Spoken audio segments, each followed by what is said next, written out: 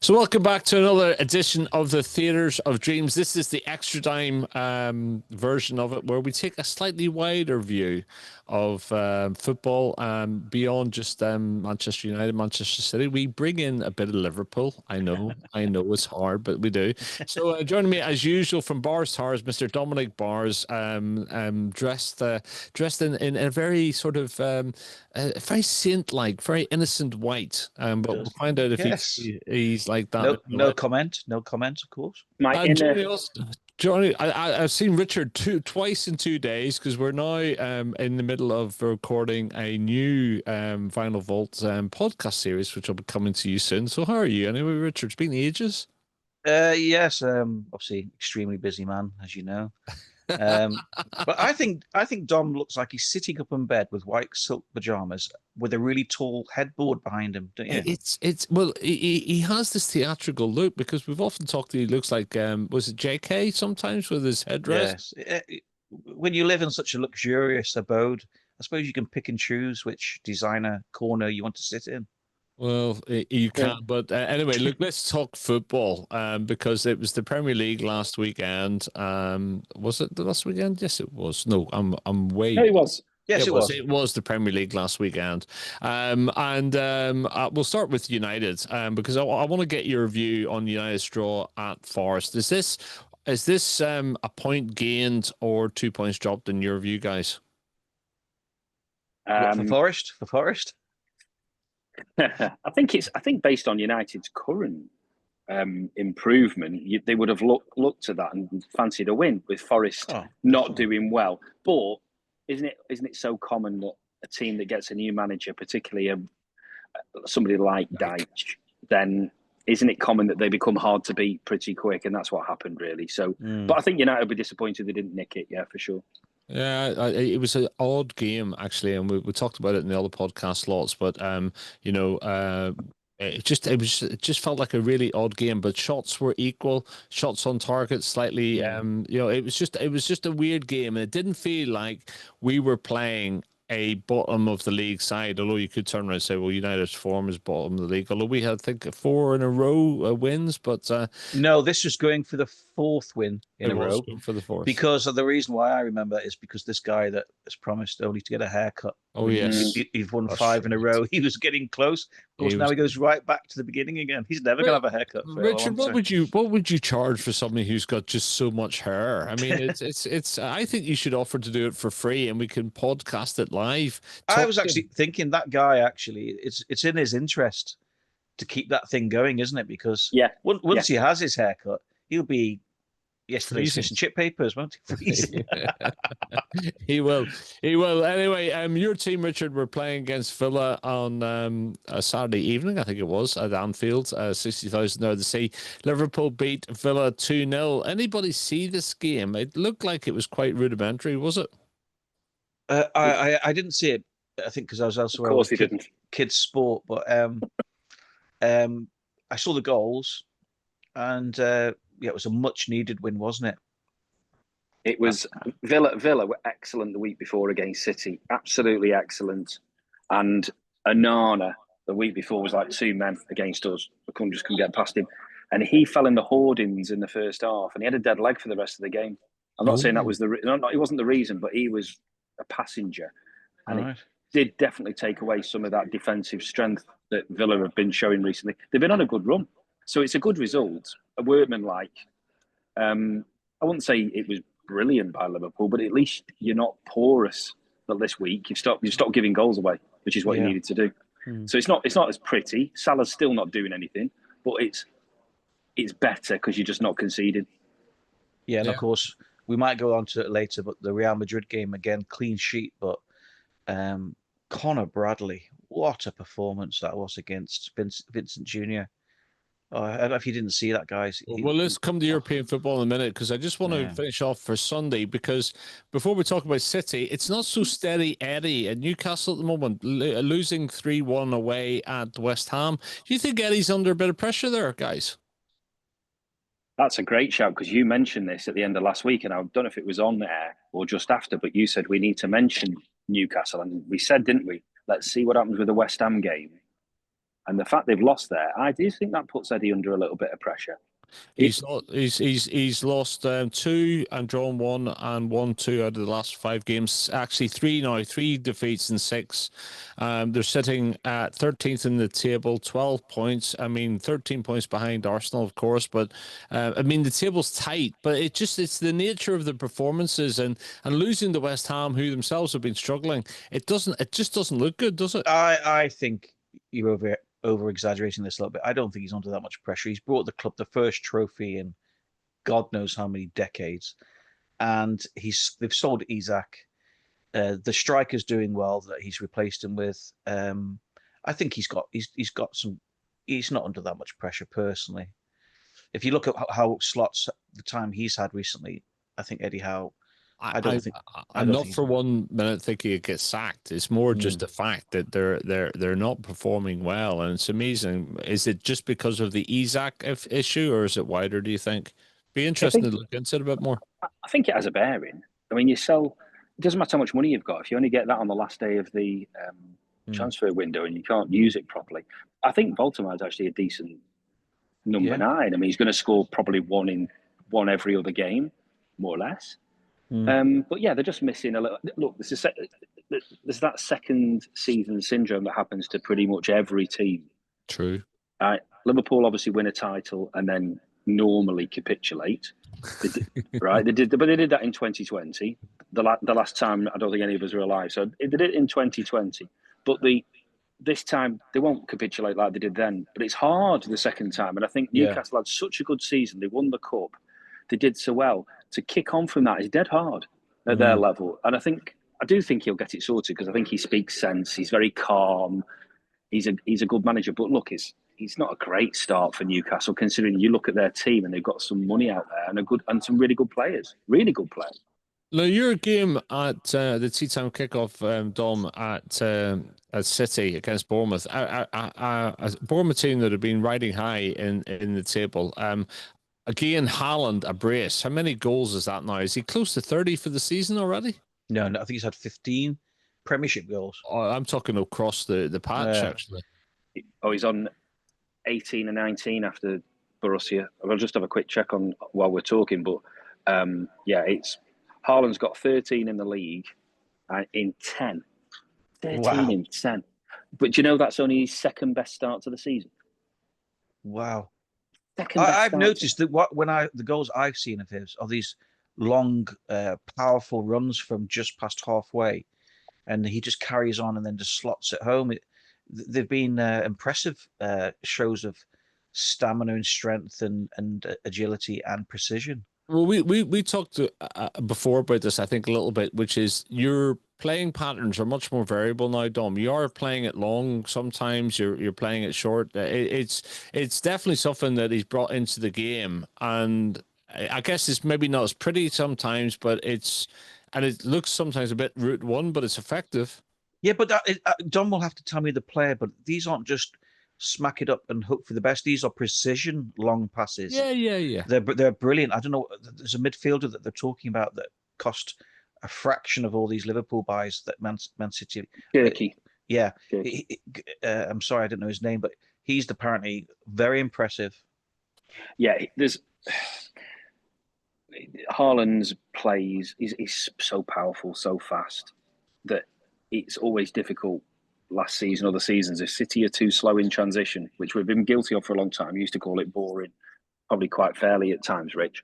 And that means that he just gets marked by everybody and there's no space. All of a sudden, if we move the ball quicker and it's a bit more direct, we're known as our wingers always coming back inside and passing it back, and it all getting very predictable. And we did that against Villa. And it's the only game that he didn't score in. We did it against Villa. We reverted back to type. Now, I would single out Savinho and Oscar Bob for that because they didn't have the bravery to take their players on. They kept checking back in and made it easy for Villa. It's the only game Haaland's not scored. When we go for it, and we've got, we don't know what our best 11 is. There's another story there about what on earth will the team be this weekend. But Haaland, if you give him space and let him play on the last man, he's unbelievable. Him and Harry Kane are just on another level. And I would argue, as strikers, they're way ahead of Mbappe. As strikers. Yeah. not as centre forwards, right? They're unbelievable. Is that because of physique as well as feet? You know, they can dance the ball, but they're physically big lads, bigger than Mbappe. Yeah, I mean, Holland's got the size, but he's so fast. I know, so fast. So I think Bournemouth played into our hands at the weekend. They're a very good side. They caused their own problems. It was an open game. And they equalised, didn't they? They got it back to 1-1. They did. There was a bit of a moan about a foul on the keeper, but Donnarumma just needs to do better for me there and be tougher. Yeah, I saw that. But Bournemouth play a high line, and it just meant that if you look at those assists, it was a simple-ish, not for me, but a simple-ish ball over the top and then Haaland's away. So Bournemouth, if they'd just sat deeper, might have made it harder. They were a bit naive there. And then against Borussia, he scored a different type of goal. But again, quicker transitions meant actually Phil Foden, who's coming back right into form, he got more space on the half turn. If you don't move it if you move the ball quick to Foden and Haaland, it's probably the best 9 and 10 in the league. I loved how Foden just kind of passed or stroked those balls into the corner with his Sensational. left foot. Old Salah, bit like he used to just stroke the ball in. Yeah, hit it early and quick. The keepers, very much like that. So Dom, you've brought in a sort of I'll call it how to win ugly, but how to win direct sometimes into your play. It feels Arsenal with now, I think it's clean sheets for 7 games in a row. They've also managed to strengthen or change a few things, sometimes how to win boring as well. What have you made of their form so far? 5 consecutive Premier League wins for Arsenal at the weekend when they beat Burnley away 2-0. It's not pretty, but it's effective. Incredibly well prepared, aren't they? They're clearly doing so much analysis before they play on who the weak positions are. Arteta's renowned for that, the attention to detail. So it's everything from the long corner, the corners which have got incredible delivery. They're not just putting it in the box. Rice and Saka's practicing must be incredible, because the balls into the box for Gabriel to get a flick on or score. Defensively, it's not the goals. They're not even giving a shot away. Isn't it something silly like 3 shots in the last 7 games? Forget chances, shots. They are so military in what they've got. And the bench is so strong that at the moment they look like this Romanesque army that's just going to power the way to the title. Yeah, interesting. In that game against Burnley, the Arsenal keeper didn't have to make 1 save. Now, that tells you that the defense are scooping up, keeping everything out. That's quite an unbelievable stat, really. But and they're covering more distance. It's interesting. It's interesting. Let's move to midweek football, because not that I pay a lot of attention to this, but the Champions League, it was back, and you guys were well, actually, sorry, I've lost my place now. What was back midweek? Sorry, football wise. Well, it was the Champions League, and in particular, I was interested in the return of Alexander-Arnold and Xabi Alonso, of course. Yes. Xabi Alonso being a cult hero of Istanbul and Liverpool in general, came back as the manager of Real, and also Alexander-Arnold, who has been coming back from an injury, but came on as a second half off the bench substitute. Yeah. So I think the most important thing is you beat Madrid 1-0. Szoboszlai, I never Szoboszlai. No, it was McAllister.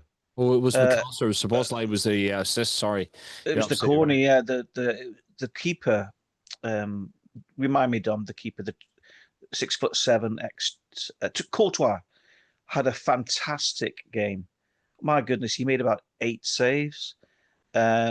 He did. He looked like it was. He looked like the man of the match, because he just looked like. But the corner again, Don was talking about corners. It was a brilliant corner, and McCullough just got a really powerful head on it. And Courtois, even though he was in the right place, it was so powerful, it just went through his hands. And of course, Anfield went mad. And really, Madrid really just had one shot in the game. Mbappe.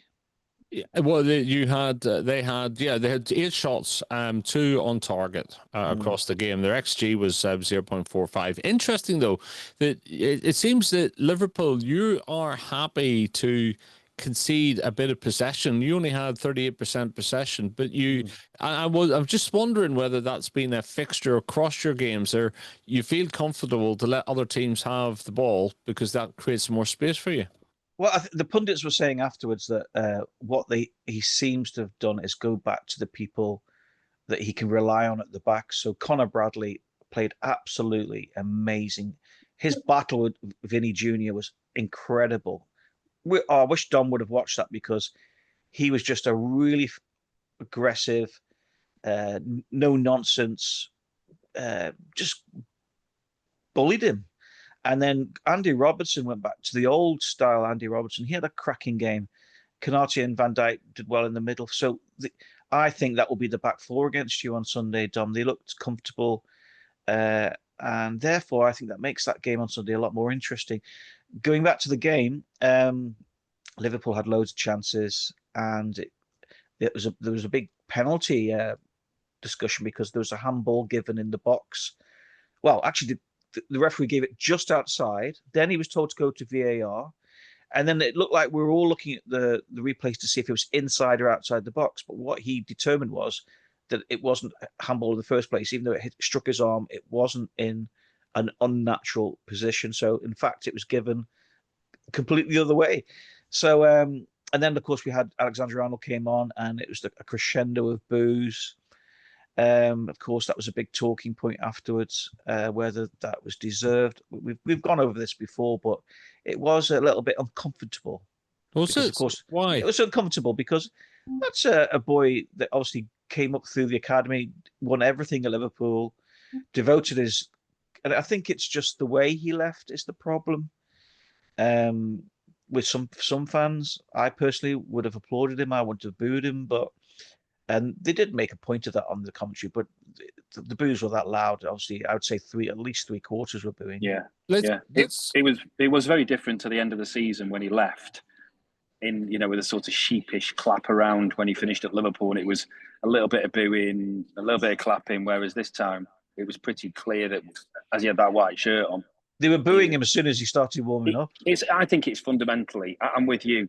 It's like, oh, what a shame it's come to that.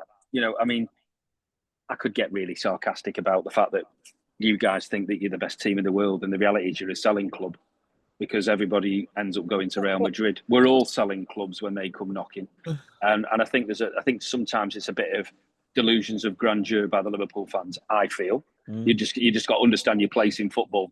You're not number one, right? Real Madrid are number one. They always will be. Don't you hold back, man. No, but it's true. It's true. So I do have a little sympathy with the Liverpool fans, because just get over yourselves, lads. But I do think that the way he handled his PR when he went to Madrid was incredibly good for Madrid, when he spoke fluent. And I think that's the moment where he was talking fantastic Spanish. He did ever so well. They're all thinking, oh, this is fantastic. But the Liverpool fans, where they'd not been in that, they didn't handle the announcement properly. He should have come out in January. He should have said it. They kept it all a bit stum, probably because they were after the title and didn't want to unsettle anything. But because he went and spoke Spanish in such a good way and clearly had been prepared, then it was a bit like, guys, I think the Liverpool fans, in their defence, having just abused them, they would have just appreciated a bit of honesty. And that's all. Whereas, the City fans start going, oh, well, when Kevin De Bruyne comes, we clap him. Yeah, we do. But he left in a completely different way, and it was, he would have stayed, and it was a decision by the club. It feels I didn't see the beginning of the game, but I would imagine that, from what I gather, Alonso got a rapturous welcome. Yeah, because he left in a different way as a legend, and he's gone off, and he's it's different. But I think because you've lost Trent in his pomp, it's still a top end of his game. The way he's left is what's left that sour thing. But to wreck the, graffiti the brick and wall, ironically, with the bad run of form recently, I think it also stings fans that they probably think, actually, that's why we're maybe not doing so well, is because he was a fantastic player for us, and maybe we realise now how much we could have done with him now. Connor Bradley. Do you think the modern day player is more immune to this now, that they don't take it personally? They know it's part of the game, and at the end of the day, they're the ones sitting with but this is different. This is a Scouser. This is a lad that all his life has been Liverpool. This is not some foreign player that's come here and then he's gone to Real Madrid. This is a Liverpool lad. I know. To see all those people. His mural was vandalized in the morning with rats and all this, and it's going to definitely hurt him. Definitely, he would have. If we lost Phil Foden in that way, you know, and Real come knocking for Phil as a homegrown lad who's done brilliant and won everything, right? I'd like to think that City would have handled it better on the run up to it. I don't think the club did Trent any favours at all. And you're right, he's got all the money. He's gone to play for Real Madrid, so his career, it's fantastic. But you know, is it gonna just leave a sour taste when he's finished and he's retired? It's a bit like Michael Owen going to United, isn't it? I don't know how they feel about him. Some people did say though that he probably never imagined that he would have been back to Anfield that soon. If there'd been a little bit more time, it might have been a bit better. But because it's been the return to Anfield was so quick, as in just a couple of months, that's why it's still feelings are still quite. But ultimately, did Madrid not take that into mind with Alonso only putting him on the bench? Was that not? No. I'm not surprised by that because he just come. That was his first game for a while because of a hamstring. Right. So then I don't think anyone expected him to start. You know. Well, look, guys, sticking with the Champions League, I'm very interested in the results in Paris on Tuesday night because Bayern played a whole half with 10 men. Diaz getting a brace in the first half and then getting sent off at the end of the first half. Oh, I didn't see that. I didn't see that. So Charles Neves scored for Paris Saint-Germain, but only in the 74th minute. And Bayern Munich held on. And, of course, Company doing fantastic stuff there. We know about that. But they held on. And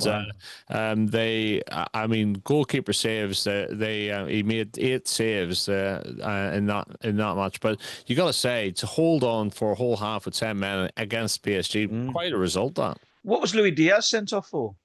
It was a reckless challenge. It was a VAR check after he did it, and it was reckless. Straight red.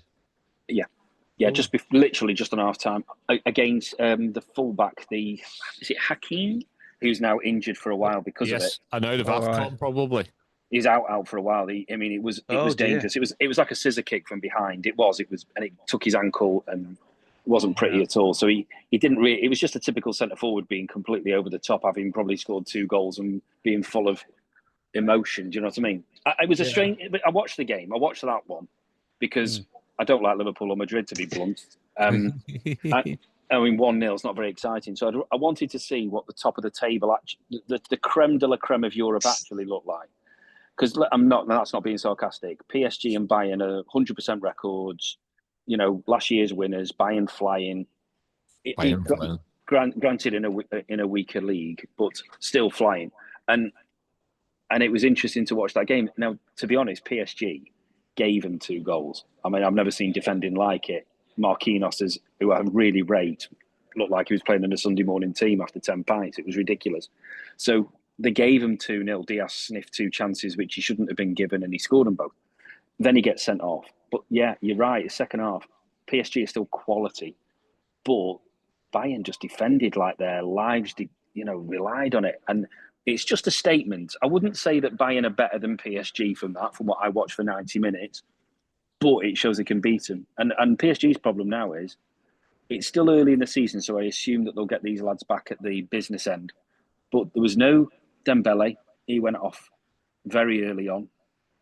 So he's out. Doué, the other superstar from the final in May or whatever it was, June, he's out injured for 6-7 weeks. And then they lost Hakim to the injury. So 3 massive players for them are now on the sidelines. Now, that won't affect them in France because the league's rubbish. But in Europe, as long as they're back and fit properly by January when it really starts to matter, they'll probably get away with it. But look, it's a feather in Bayern's cap. And Vinny's doing clearly a great job. So they are the real deal. Harry Kane up front, and they are the real deal Bayern this year. Just remind me, is João Neves the lad that played for Wolves? Or am I completely off that? That's Vitina. Sorry. But he's very good. And João Neves came on and he was fantastic. I mean, they moved the ball around beautifully. They just didn't have a focal point because of the Dembele being off the pitch, to be truthful. Yeah. Okay. And then we've got to mention the UEFA Europa League on Thursday night. Villa beating Maccabi Tel Aviv 2-0. A good result for them. Rangers they're not happy in Scotland at the moment. The locals are restless. They were beaten at home 2-0 by Roma, and a lot of issues there, I think, actually, and protests against the new owners. Nottingham Forest got a draw against Sturm Graz. Celtic were beaten by Midtjylland 3-1. Scottish football not doing great, is it? And I think Forest drew 0-0 with Sturm Graz. I have to say I wasn't watching football last night. What we need to mention though, Tottenham, they beat FC Copenhagen. Was it 5-0? But the goal, you must have seen the goal by brilliant. Van de Ven. He scored from the edge of his box. He ran the whole length of the pitch and scored an absolute worldie. He ran past. He's the quickest.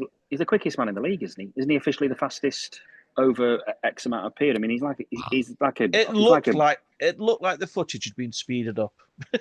And another red card there. So Johnson scores the opening goal for Spurs, then gets red card in the second half. So Tottenham played a lot of the second half with just 10 men. Interesting. It was only 1-0. It was only 1-0 when he got sent off, you know. Yeah. Is he a defender or midfielder? That guy. He's a winger. Johnson. A winger. No. He's a forward. Van de Ven. No, Van de Ven's a centre back. He's centre back. Rodney, this for a goal for a centre back. You need to see that goal. It's going to be one of the goals this season. But you could argue that somebody should have tackled him, but that's always the case with these goals, that somebody should have put a foot in. But what a goal! He made Haaland. It was like Haaland times twice the distance. Anyway, before we look at this weekend's games, let's just pay a little attention to some of the gossip that's been going on. Apparently, Thomas Frank could be back in for Tony. Yes. So that was in the gossip this week. I'm not really too surprised by that. Barcelona are opening talks with United about a permanent move for Marcus Rashford. I'm not really too surprised by that. Who scored again for them recently? He's doing very well. I am a little bit concerned about the links of Kobe Mainoo to Napoli, but I got to say, United don't seem to be courting Kobe Mainoo very well. It's almost like they wouldn't mind if he left. I really don't. I do not understand that. But they could be in for him. And apparently also Chelsea, Tottenham, City, Leeds, Everton, Barcelona, and Madrid are all interested in Kobe Mainoo. Why United aren't? I do not understand it. I do not understand it. And Ajax are in for Eric Ten Hag over a return. Ten Hag, who I thought was going to end up in this country again, but it seems not. So I don't see that he would want to come back here at the moment. I think the scars for him would be too deep really at the moment. But that's just some of the gossip. Anything else from a gossip point of view before we look at the weekend's fixtures? Just the England announcement of Jude Bellingham and Phil Foden being back in the squad, which is correct. But both of them have found some form and scored goals and look like their usual selves. We need both of them on form, don't we? Why were they not included? Was it because of form, or was it because he was freshening things up, do you think? Attitude was Bellingham's. Tuchel seems to have a problem with Bellingham's attitude. On the pitch, his mother famously said that she was very upset about how he conducts himself on the pitch. And also, I think he wants to really encourage a real togetherness, that no one's a superstar. We're all in it together. And I think maybe, if the press are to believe, Tuchel seemed to think that Bellingham had a bit of a chip on his shoulder.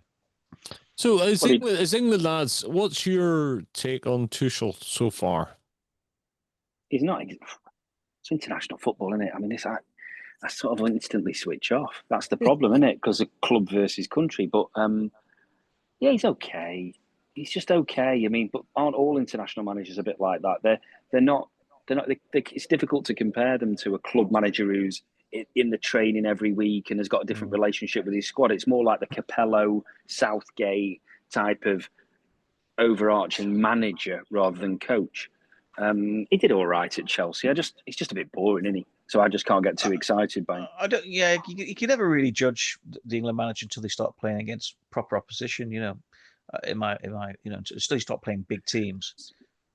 Well, he's fiddling around, but he's fiddling around with the squad having a look, which is the right thing to do now in these easy qualification games, because it's a bit farcical how easy it is, isn't it, really? So he gets to have a look at what he's got. But when it really comes to tournaments, then you can't not include. I mean, no one's ever worked out Phil properly yet. And I think we spoke about this maybe before. I had a chat with somebody earlier. Phil Foden is at his best when he gets the ball quick and he does that half turn. See them 2 goals he scored against Borussia and what he does when he gets on the half turn, like Salah-esque, as you said previously, Rich. That only works if you get the ball to him quick. And the problem is if it's faffing around in the midfield with holding midfielders that hold on to it too long, which happens in international football, that it's all a bit more deliberate, then the creativity gets stifled. And Foden on the left is no good for anyone. And you've got to decide, are you having Bellingham as your 10? Or are you having, which style do you want to play? Do you want a bulldozing Bellingham who doesn't have to defend and breaks into the box to support Kane? Or are we playing him deeper and letting Phil in front of him? Now, I would rather Bellingham line up against Declan Rice and do a job, but I think he's too arrogant. I think Bellingham's problem is he's too arrogant. He wants to get forward. This is what they were also talking about, the fact that he might be included in the squad, but it doesn't mean he's a starter, Bellingham. And he might still keep him in his place by saying, no, you're not starting, but I might need you to come off the bench. It'll be interesting to see if he does start him. What is the game, Dom? Rodney, can you remind me who are they playing? England. It's because we've qualified, so is this another qualification game that isn't needed really, or what game are we talking about here? It's terrible that we don't know. It's internationals. Serbia. I don't know. Serbia. And is that home or away? Home. We've got Serbia, and then we're away to Albania 3 days after. So 13th and 16th. So that's what it is. Okay. Can we just have a shout? Can we just have one shout that we've not picked up on actually, and I've only just seen it? Credit to Bournemouth and how well they've done. Alex Scott, who none of us will know much about, let's be truthful. Alex Scott has got his first call. So a Bournemouth centre midfielder has been drawn up alongside Brentford's Jordan Henderson. So at least he's picking people on form. We've got a Forest midfielder in Anderson, Jordan Henderson. Whether we agree with that or not is a different thing. Alex Scott from Bournemouth and Adam Wharton's back in, who's still my favourite. I love him. I think the biggest thing about Tuchel is he's managing England like you would a league team. He's not going with favourites and he's not going with personalities, or he's going with form, and he's trying out different combinations and different players. And I've got to say, I think he's quietly going back about a little sort of, I wouldn't call it a revolution, but a transformation in how England's managed as a team, and just because you're the biggest player doesn't mean you're always going to get picked. And we're also, I think Jack Grealish hasn't made the cut again. As far as I know, Jack Grealish hasn't made the squad. So it's not looking good for Jack, really. And also it'd be interesting to see if Alexander-Arnold, who's just come back from injury, it's probably too soon for him to be recalled for the squad, but it'd be interesting to see if he can find a place in the World Cup squad as well. So he's still having a look. He's got Kwanzaa. He's got Kwanzaa in from Bayer Leverkusen. The young lad who left Liverpool. So again, he's picking his DJ Spence. He's got Nico O'Reilly. Now, can we just give him a call? Nico O'Reilly is actually a midfielder for City. For me, is the first choice England left back. That boy is doing unbelievably well for City. Nice. So just keep your eye on Nico O'Reilly, because if he's dropping in in Dan Burn, and there's the making of a decent team there. Can we get a tune? Talking about keeping our eye on, my eye will be firmly on the Tottenham Hotspur Stadium at 12:30 on Saturday. United play Leeds. It's interesting, isn't it? That wait a minute, sorry. United playing Tottenham or Tottenham. Yeah. Tottenham. Sorry. Yeah. It's 6th versus 7th, 6th versus 8th, 17 points each. Form guide, interesting because Spurs have lost 2 out of the last 5 games, 1-2, drawn 1. United 1-3, drawn 1, lost 1, which was when they were Brentford, the start of that little run. And I guess Thomas, important game for both managers, really important. Yeah. Could go either way, that couldn't it? I mean, Frank's doing a good job, I think, at Tottenham. He got a little bit of heat after the Chelsea game and a bit of like unnecessary, I don't know, something negativity with people falling out and stuff. I know it's a derby. There was 2 players that he approached when they lost the game. He wanted them to go and over to the away fans, I think, and they kind of snubbed him. That made the headlines, didn't it? That was Van der Ven and DJ Spence. They were at home, but anyway, I think Frank's doing a great job. They're doing a great job, and Tottenham fans again. I feel like I'm getting on the fans here, but Tottenham need to just remember they were 16th last year. He's done a great job. You just need to calm down. He's doing fabulous. He's got a great manager there. Well, just looking at these two teams have played each other 177 times in their lifetime. Calm down. You say that, but they played 177 times, and I don't know about you, but you always have a side that you don't mind playing sometimes because they play in a way that lets you play. And I've always felt that Tottenham, because they try to play football, that they give you more chances. They both sides have played each other 177 times. United have won 90 of those. They've drawn 43. Tottenham have only won 44. But we've lost to Tottenham a lot recently. But Tottenham have been a side because of their football style and their philosophy. They will give you chances. It'll be interesting to see if it's going to be different under Thomas Frank, really. And we must discuss the Man City Liverpool game. What's your prediction, Dom? Tough, isn't it? It's tough because we're both better, but there's always a little air of caution. I mean, look, I'm going to sit on the fence and go. It could genuinely go either way. We could end up with a draw.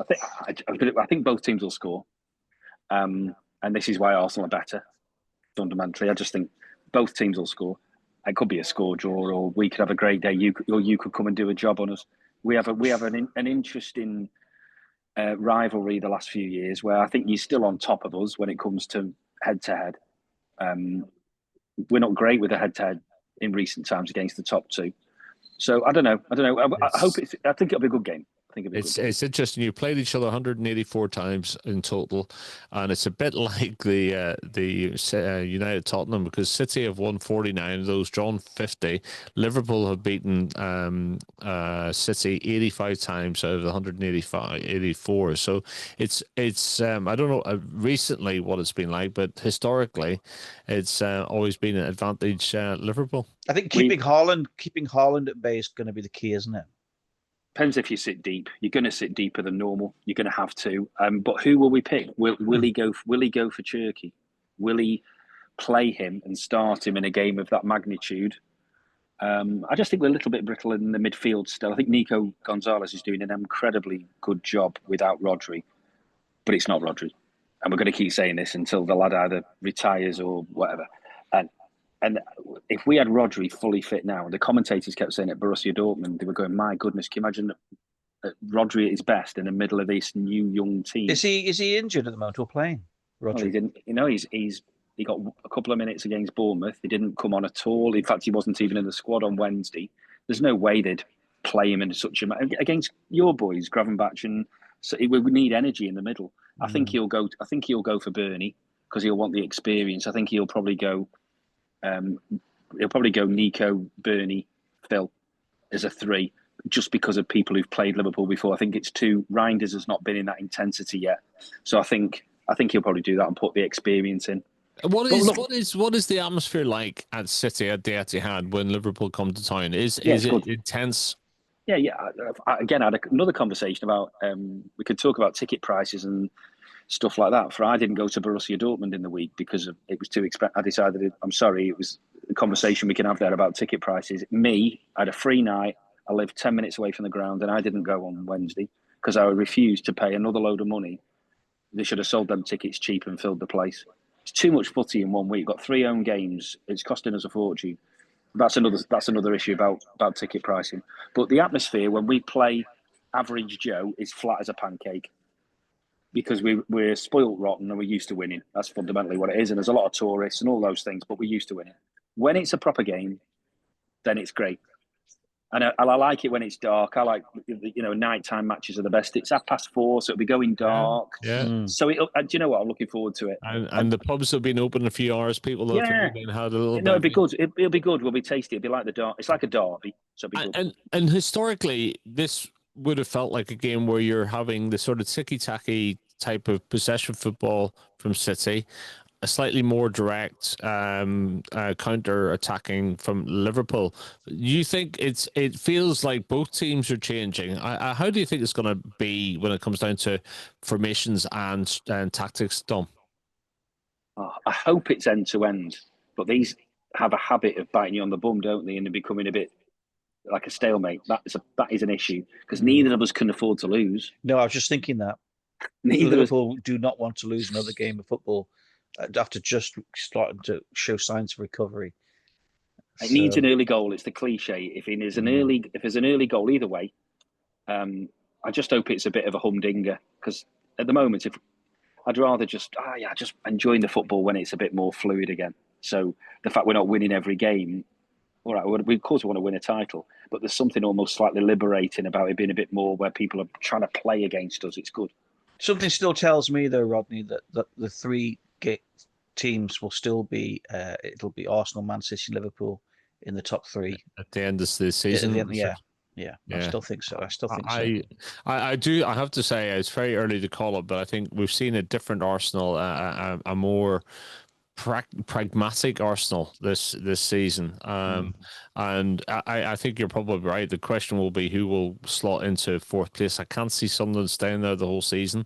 No. I just see Bournemouth staying in fifth the whole season. So it's that type of league really. And it's interesting looking at your head-to-heads across your both your teams really, and it's going to be a fascinating one for the neutral because it's not just the size of the game and the importance of the league, it's also about the tactics, it's how the managers respond, it's how brave they are in their choices as well. And with City being a bit different this year, a bit more direct, it'll be interesting to see how that's going to be a classic game on City versus Liverpool, 4:30.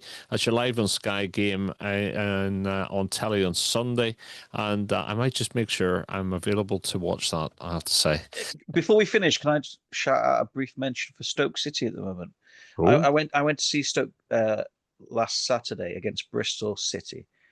They won 5-1 and they played absolutely brilliantly.